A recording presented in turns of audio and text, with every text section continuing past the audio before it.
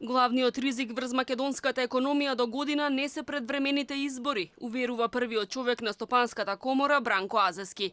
Неизвестноста би можела да дојде од очекуваниот помал економски раст на Германија како наш најголем трговски партнер.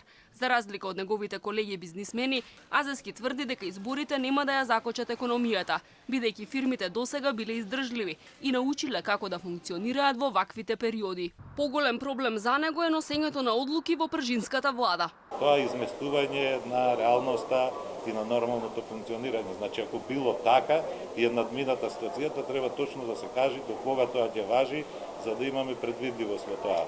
Така ние се соочуваме во ситуација сега после нова година да имаме, ако се повтори она што го гледавме, дополнителни заменци министри по кои што секој ден ќе држат пресконференции против министрите. За Азески најголем проблем на бизнисите е немањето доволно квалификувани луѓе за работа. Вели Стопанската комора ќе инсистира на законски промени за подобра наплата на побарувањата, особено оние од државните институции, како и за побрз поврат на ДДВ при увоз на суровини. Прашањето на извршувањето, кое што е врзано за наплата на своите побарувања, во кои што државата има апсолутен приоритет, и ние ќе бидеме упорни и ќе бараме законот за извршување во член 218 да биде променет, да бидеме баш на дело равноправни, да го зголеме она степенот на својот ризик, а компаниите да можат да се наплаќаат подобро.